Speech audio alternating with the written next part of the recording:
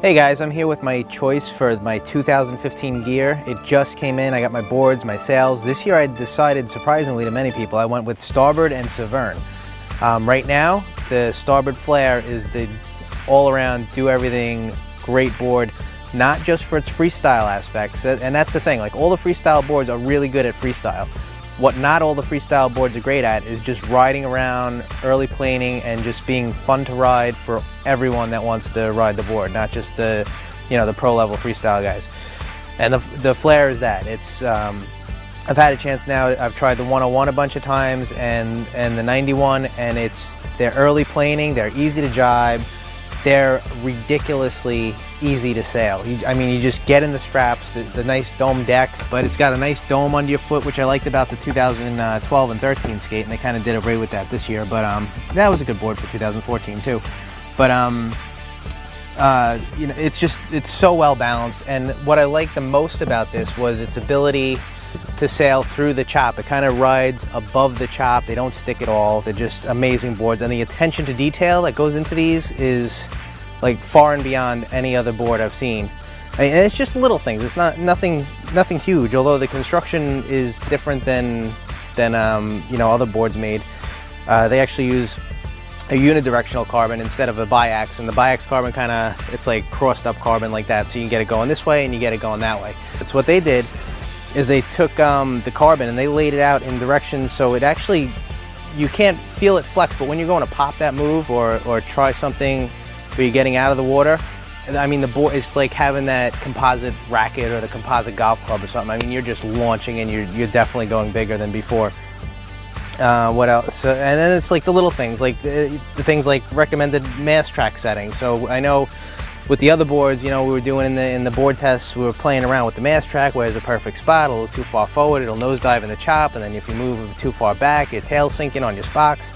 So I picked this board up, I put it in the recommended mast setting, and it's been working lovely. I've moved it around a little bit. The recommended spot is the best spot, so just take your mast base, put it in the spot, and you're all good to go.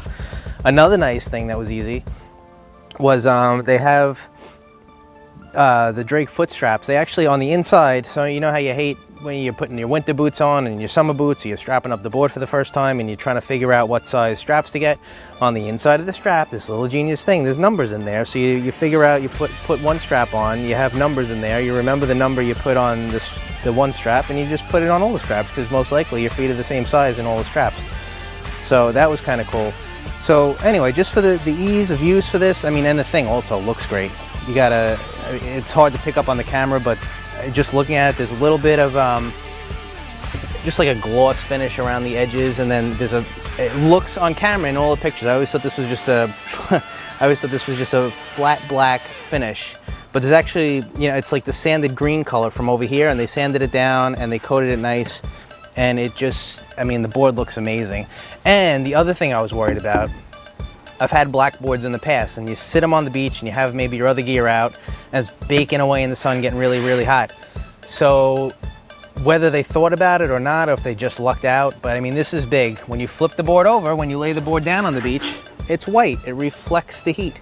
So, so your board's not gonna sit on the beach heating up to 150 degrees, baking in the sun. So that's always a nice thing to not have to worry about. Oh, here's a big thing.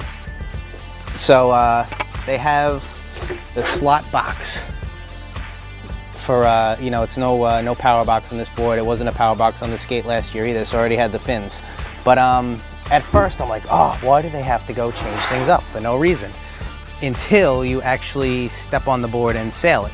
And then when you realize how much more control you have over the board when the fin is actually underneath your foot, and they can put the fin under your foot with a slot box, because how a slot box works is there's two screws that kind of go on an angle into the fin this way, and they hold the fin in nice. It's easy. It's just as easy as a power box, if not easier. You just pop the fin in, screw it in, same screwdriver you use for the foot straps or a power box, Phillips head screws, and then you're all good to go.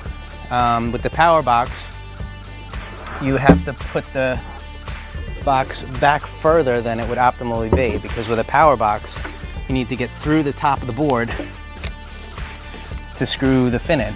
So your hole would be back here somewhere for the fin, and now you look on the bottom of the board, the hole would have to be back here to not get in the way of the foot plugs, which would put the fin much further back than where it is now. And once you ride a board with a slot box or the fin that's actually under your foot, you can ride a much smaller fin and get a lot more pressure out of the fin, and then it slides out easier when you want it to slide out. It gets more grip when you want it to get grip.